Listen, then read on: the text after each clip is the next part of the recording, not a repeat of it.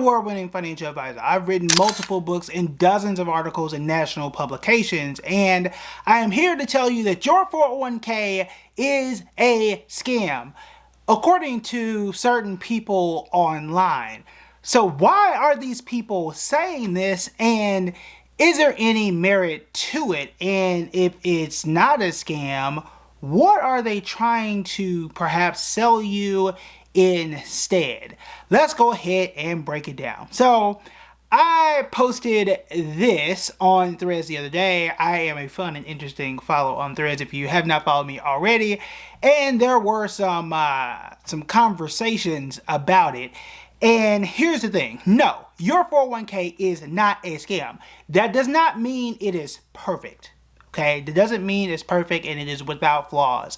And there are some things that we could do to make it better, but there are a record amount of millionaires reported by Fidelity, over 500,000. That's just at Fidelity, not Vanguard, not Charles Schwab. There could be even more around the corner. And every year or so, we hit a new record of 401k millionaires. So if that is the case, clearly it is working for a certain amount of people. Now, for the most part, these 401k people are quote unquote normal. Now, why do I put normal in those air quotes? Because you can reach this millionaire status if you start early enough and contribute for long enough. Contribute what I would say 12 to 15% of your salary. These aren't people who always make six figures or, $300,000 or $400,000 per year. These are people with 9 to 5s who just consistently put money in their 401ks. It is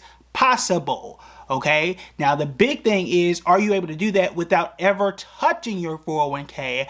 That is the big difference. Now, since we now can establish that 401k is not a scam, why do people say this? And who usually says something like this?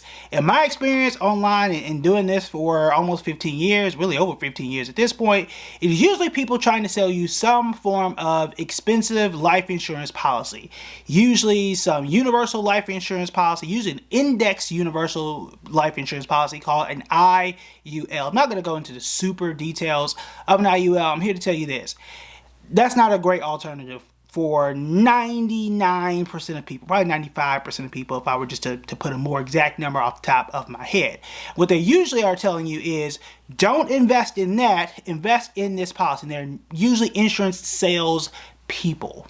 Okay, they're usually trying to say, don't put your money there because I don't make money on your 401k.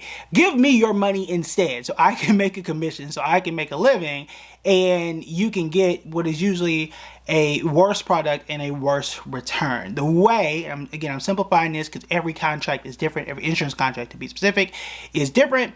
It does this. So when the stock market does fall, and it does fall from time to time, it will promise you to say, hey, you're never going to drop below 3%. And that is a decent to good thing. Okay, I would love to not see stock market losses. However, it also gives you a cap. In some cases it's 8%, sometimes it is 10%. So you have a band, if you will. You will never make less than X percent. You will also never make more than X percent.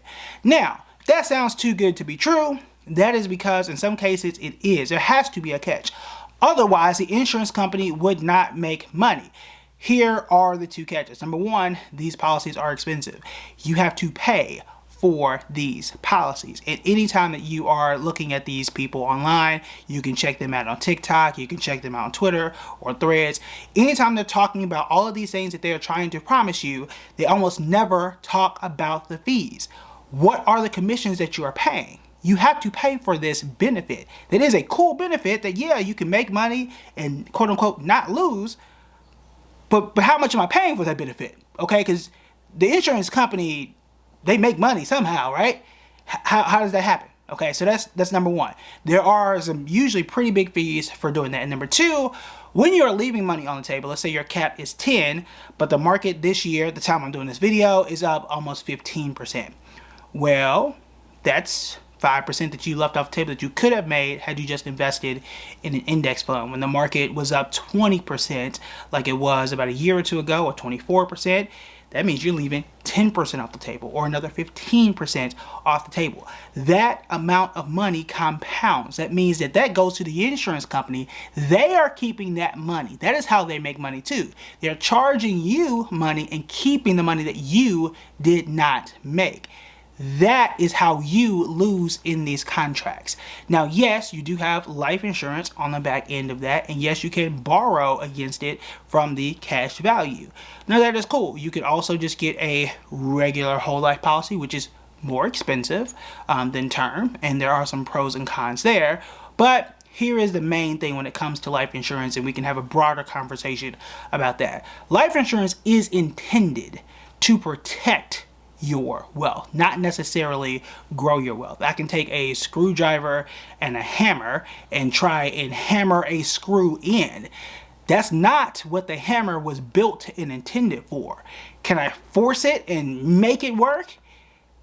Probably, but that's not what it's built for. Use the tools for what they were built for. A 401k was built and intended for you to grow and build your wealth. Life insurance was built for life, right? Should you lose your life, or when you lose your life, it is built to give people that you leave behind a sum of money. It's not necessarily built to grow wealth at the same time. Also, if you decide not to have a 401k and do this instead, you are leaving off a match as well. That is a major problem. Now, again, this is not a 401k versus IUL conversation or 401k versus life insurance conversation. That is an entirely different video, and there are a lot of details in between.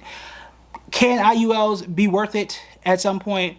The answer is yes, if and only if. The only time I would be okay recommending them to a client is if you've already maxed out, keyword, maxed out on your 401k, maxed out on your IRAs, and you've already put a sizable amount in your taxable brokerage accounts, meaning like your Robinhoods or whatever, and you've got money still left over, then I think it makes sense for an IUL or something, because you've got money coming out your ears, which means you are investing well over $30,000 per year, and you still got money left over, which is an amazing position to be in. So if you're in that position, you have well over $30,000 to invest, and you have 18 months in cash already in your emergency savings account, that's a scenario in which, hey, I'm trying to make even more money and I'm trying to figure out what to do for a long-term, quote-unquote, investment, and I still need some life insurance protection,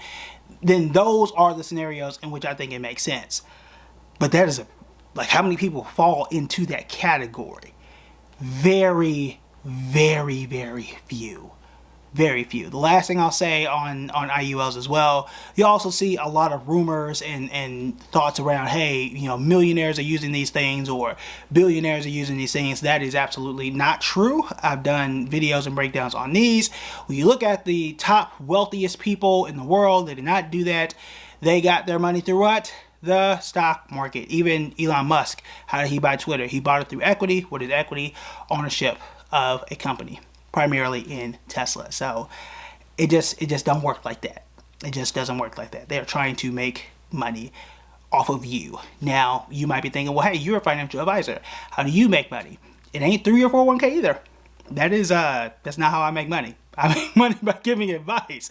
All I do is charge a flat fee and answer questions and tell you how I would arrange it and make a plan for what I think you should be doing from point A to point B based on your goals. Whether you want to do those things or not makes me no never mind. Okay, whether it's in your 401k or not, whether you choose a certain life insurance policy or not, I don't make money in either case. Okay, and that's the beauty of the position that I'm in. I don't make commissions on whether it's in a certain product or not. I just sit there and look at it and make the plan. That's all I do is make the plan. So that's the beauty of being in this spot as opposed to the commission spot where I got to sell a policy to you and bend the truth online, which is what some people unfortunately do. So that is how I see it. The facts are the facts. You can do the math for yourself. If you want to learn more about money and how it works, you want to check out these videos right here.